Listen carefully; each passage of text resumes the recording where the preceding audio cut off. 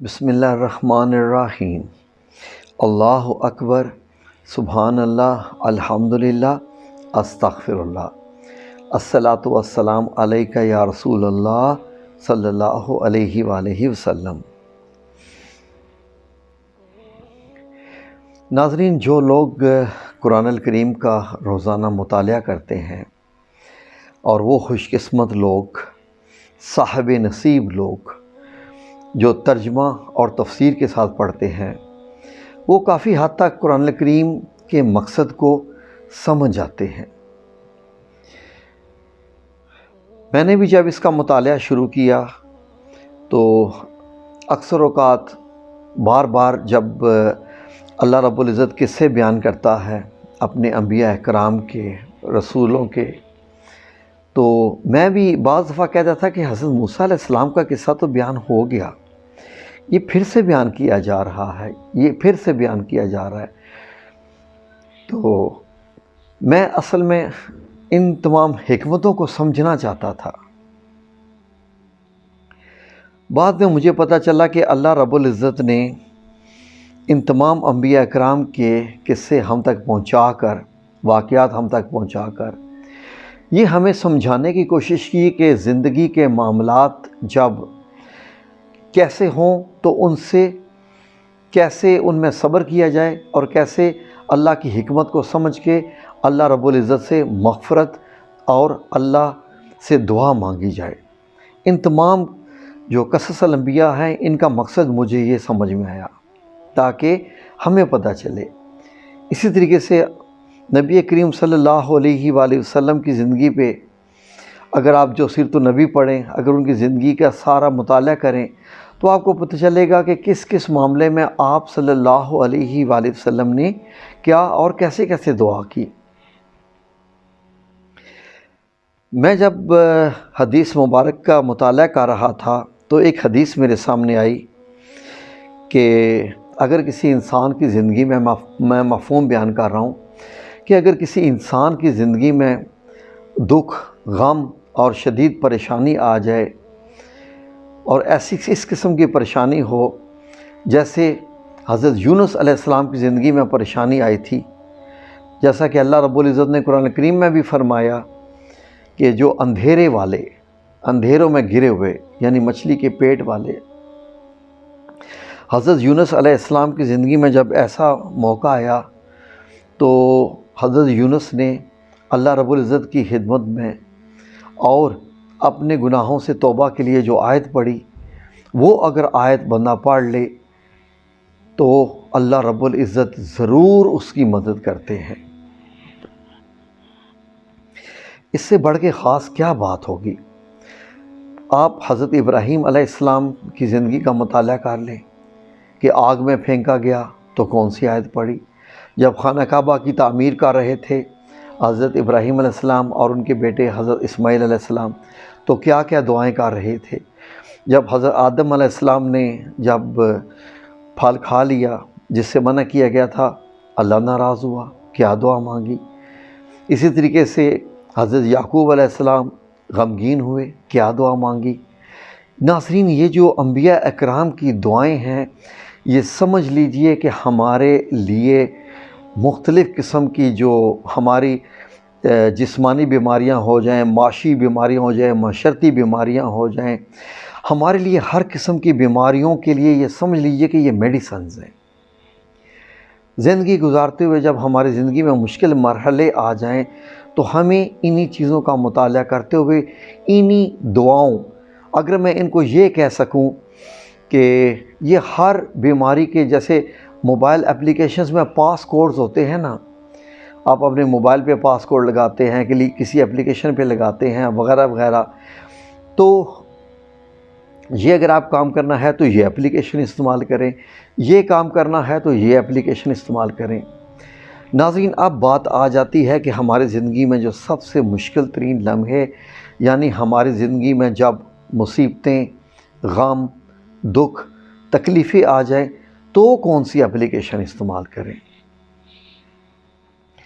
ناظرین، ہر دنیا کے بندے کی طرح میں ہمیشہ اپنی مثال پہلے دیتا ہوں، دوسروں کی بعد میں دیتا ہوں۔ مجھے بھی جب کبھی مصیبت آئی، بڑی بڑی مطلب یہ ہے کہ آئیں، تو اس حساب سے میں نے بھی ان دعاؤں کا استعمال کیا، اور یقین کیجئے کہ یہ دعائیں، یا اگر میں ان کو عام زبان میں کہوں کہ کس بیماری کی کیا دعا، جب میں نے استعمال کی تو یقین کریں کہ اللہ رب العزت نے ایسے مدد کی کہ جیسے اللہ رب العزت انتظار کر رہا تھا کہ یہ معاملہ ہو اور تم یہ پڑھو اور میں اچانک میں تمہاری مدد کروں۔ سبحان اللہ و بحمدہ، سبحان اللہ العظیم۔ مجھے ابھی تک یاد پڑتا ہے ناظرین کہ ایک دفعہ کیا ہوا کہ ہمارے آفس میں چوری ہو گئی، ہمارے آفس میں۔ اور ہوا کیا تھا کہ میں نے جب اس اپنی کمپنی کو جب میں نے جوائن کیا اپنے آفس میں، تو ایک کمپنی کے صاحب تھے، ان کا نام تھا مرزا صاحب، انڈیا ممبئی کے تھے۔ ان کی بیٹی کی شادی تھی اور جو کمپنی کا مالک ہے وہ ان کو جانے کی اجازت ہی نہیں دے رہا تھا کہ جاؤ، کہ تم مطلب یہ ہے کہ تم چھٹی جاؤ۔ وہ کہتا تھا کہ اکاؤنٹس کا کیا بنے گا، اکاؤنٹس کا کیا بنے گا، وہ اکاؤنٹنٹ تھے۔ میں نے جب کمپنی کو جوائن کیا تو مرزا صاحب نے جو ہے وہ میرے ساتھ ایک دن آ کے بڑی کھل کے بات کی۔ انہوں نے مجھے کہا کہ شاہد دیکھو، میرے ساتھ اور بھی اسی کمپنی میں بہت سارے انڈینز رہتے ہیں، لیکن نہ جانے تجھ پہ مجھے کیوں اعتبار آ گیا ہے۔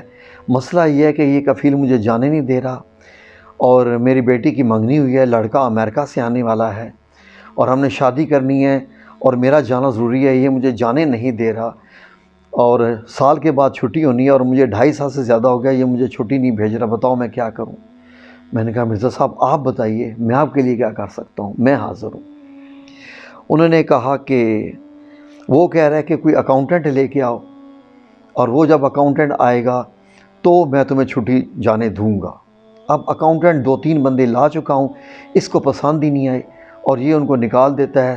تو میری بیٹی کی شادی کا مسئلہ ہے، میری اکلوتی ایک ہی بیٹی ہے۔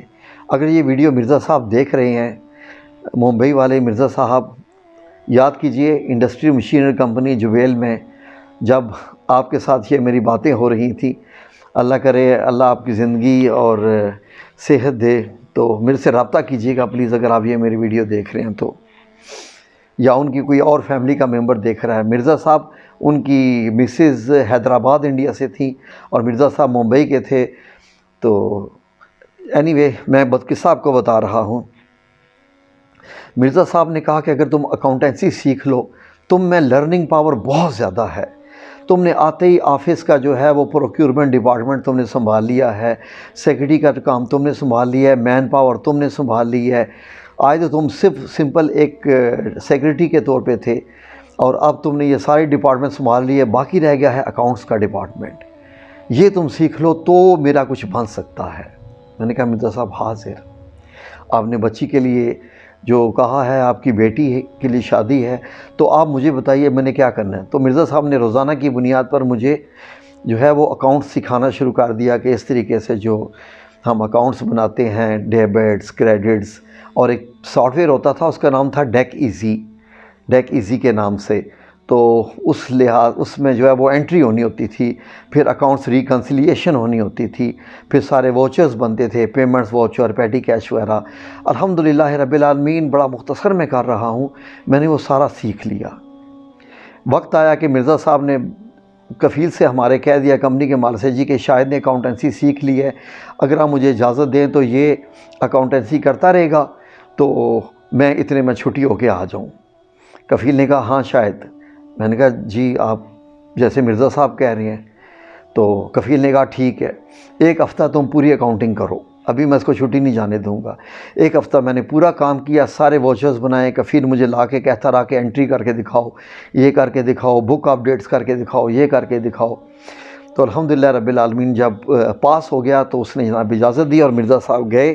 اور جانے سے پہلے مرزا صاحب، آپ نے مجھے ایک پارٹی دی تھی، وہ مجھے ابھی تک یاد ہے، آپ نے مجھے وہ عربک کبسہ کھلایا تھا، تو آپ نے دعا کروائی تھی کہ اللہ خیر خیریت سے سارے کام نپٹائے۔ تھینک یو ویری مچ آپ کا۔ تو اس کے بعد جب وہ گئے مرزا صاحب، تو ہوا کیا کہ کفیل نے کچھ نئے بندے رکھے، اور ان میں سے کچھ ایک صاحب تھے، ان کا نام میں نہیں لیتا، نام لینا اچھی بات نہیں ہے، وہ مصر کے تھے، تو ان کے کچھ معاملات تھوڑے سے اور تھے، تو پیٹی کیش آتی تھی، ہر چند دن کے بعد 4-5 دن کے بعد 5,000 ریال آتا تھا جو مجھے دیا جاتا تھا کہ آفس کے ایکسپینسز وغیرہ جو ہوتے ہیں وہ تم نے دیتے رہنے، ان کے ووچر بنا کے ان کی پھر جو ہے وہ فائلنگ کر کے کمپیوٹر میں اپڈیٹ سے ایک پیٹی کیش کا اکاؤنٹ ہوتا ہے. آپ میں سے کوئی جو ہے نا وہ جانتے ہیں، جو آپ میں سے اکاؤنٹس کا کام کرتے ہیں. تو مجھے کفیل نے اپنے آفس کی اوپر والی بلڈنگ میں ہی اپارٹمنٹ دیا ہوا تھا کہ تم رات کو بھی آ کے ای میل تو نہیں ہوتی تھی، یہ انکوائریز، کوٹیشن، پرچیز آرڈر وغیرہ جو ہوتی ہے نا فیکسز چیک کرتے رہو. فیکس ہوتی تھی اس مشین، ای میل وغیرہ کم ہوتے تھے. 96 کی میں بات کر رہا ہوں. 9 نومبر 1996 میں کھانا کھا کے آیا. جیسے میں آفس میں داخل ہونے لگا تو دیکھا کہ آفس کا دروازہ ٹوٹا ہوا تھا، وہ جو لاک ہے ٹوٹا ہوا تھا. گیا تو میرے پیٹی کیش کا جو ہے وہ ٹیبل بھی کھلا ہوا تھا اور سارے اس میں سے پیسے غائب تھے. دیکھا تو ہمارے کفیل کا بھی روم کا دروازہ کھلا ہوا تھا اور اس میں سے بھی اس کے ٹیبل کا بھی لاک ٹوٹے ہوئے تھے. تو یہ ساری چیزیں دیکھی اور تو میں نے کانپنا شروع کر دیا. یا رب العزت میں یہ کیا کوئی خواب تو نہیں ہے میرا، یہ میں کوئی خواب تو نہیں دیکھ رہا. یہ ساری چیزیں کافی بکھری ہوئی جگہ جگہ پہ. میں نے کفیل کو کال کیا، رات کے تقریباً 11 بجے کا وقت تھا. میں نے کفیل کو کال کیا، کدھر ہو؟ کہتا ہے میں دمام آیا ہوں، 100 کلومیٹر دور تھا. تو میں نے کہا آفس میں آیا ہوں کھانا کھا کے فیکسز چیک کرنے کے لیے. تو یہ ہے. کہتا ہے اوکے رائٹ، یوسف البلوشی کو کال کرو تو اس سے بلاؤ اور جلد از جلد بلاؤ. میں نے یوسف البلوشی کو کال کی، وہ صاحب آ گئے. تو انہوں نے کہا جی کہ یہ تو پولیس کو بلانا پڑے گا. میں نے کہا بلائیے پولیس کو. پولیس آئی، اتنے میں کفیل بھی پہنچ گیا اور آ کے FIR بننی شروع ہوگی. انہوں نے اپنے وہی فنگر پرنٹس وغیرہ لینے کے لیے جو ان کے پاس پاؤڈر سا ہوتا تھا بلیک کلر کا، جگہ جگہ پہ ڈالنا شروع کر دیا. پولیس نے آ کے کفیل سے پوچھا ہاں جی آفس کی چابی کس کے پاس ہوتی ہے؟ کفیل نے کہا شاہد کے پاس ہوتی ہے. آفس کا اکاؤنٹنٹ کون ہے؟ کفیل نے کہا شاہد ہے. ہاں جی پیٹی کیش کا اکاؤنٹ کس کے پاس ہوتا تھا؟ سارا چابیاں کس کے پاس ہیں؟ شاہد کے پاس ہیں. آپ کے روم کی چابیاں کس کے پاس ہیں؟ کفیل نے کہا شاہد کے پاس ہیں. پولیس نے کہا ہمیں یہ بندہ چاہیے، ہمیں یہ بندہ چاہیے.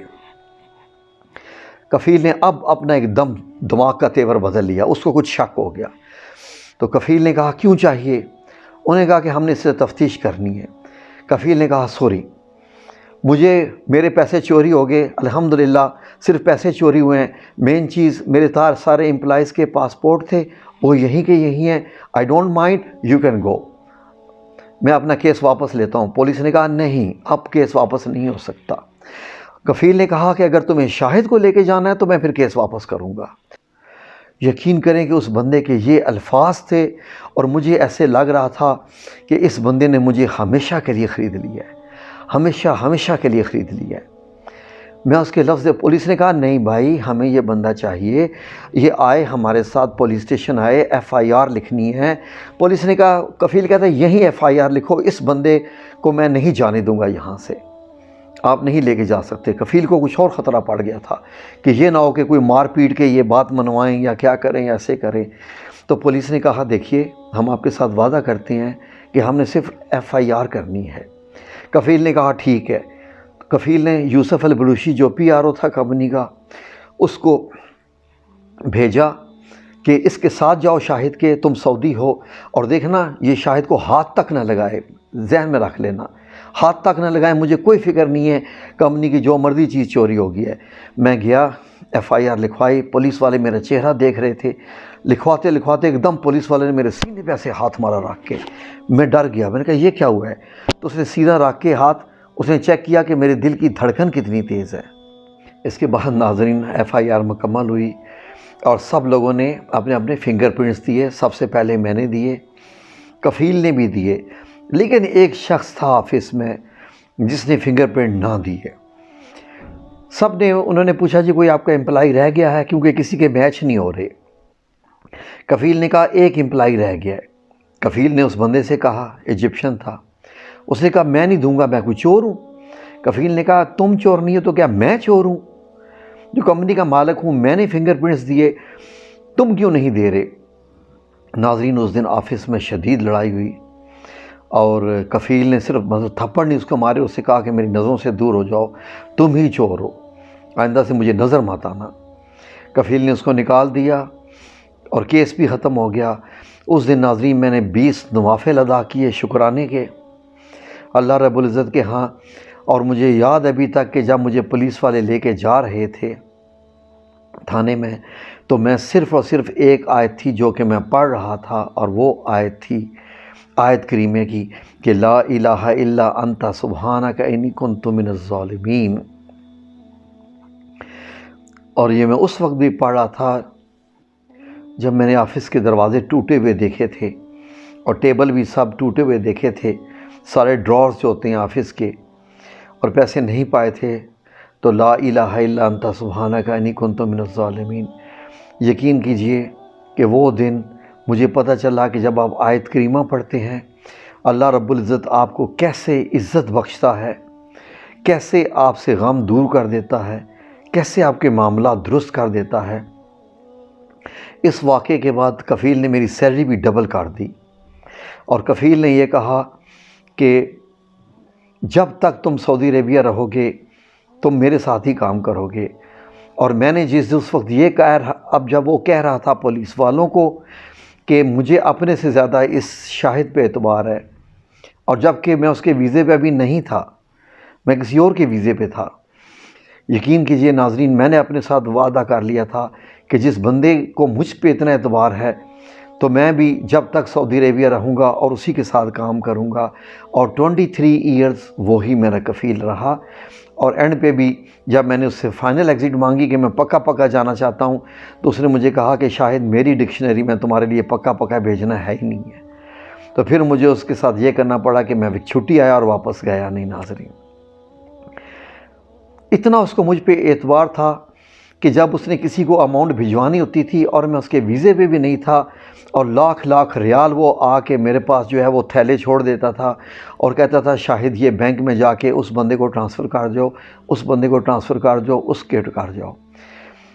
یعنی اتنا اعتبار جب آپ پہ کوئی کر رہا ہو تو یقیناً آپ کو بھی پھر اسی طریقے سے اس کے ساتھ پیش آنا چاہیے۔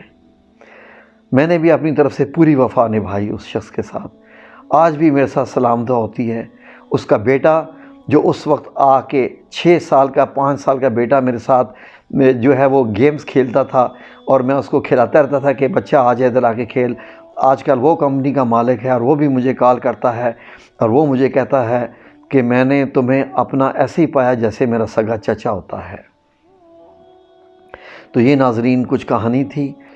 ناظرین، جب بھی میری زندگی میں مشکل آئی میں نے 20 نوافل اور آیت کریمہ سے مدد لی، اور جب وہ کچھ ایک اور جو قصہ میں نے بیان کیا انڈین والا، جب کچھ معاملہ ایسا ہو گیا تھا کہ میں نے اللہ کی مدد چاہی تو حسبنا اللہ و نعم الوکیل والی آیت پڑھی، اور باقی زندگی میں آیت کریمہ کا ورد کرتا رہا۔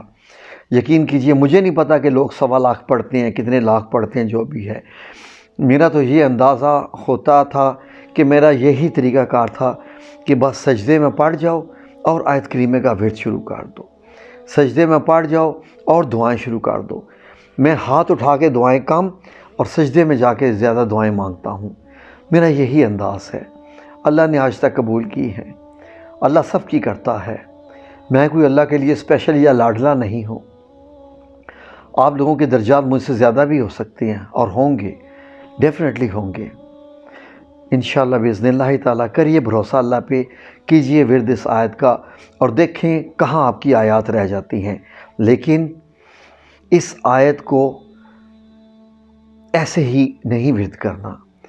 اس آیت کے ورد کرتے وقت آنکھوں سے آنسو کا تڑکا لگانا ضرور یاد رکھیے گا۔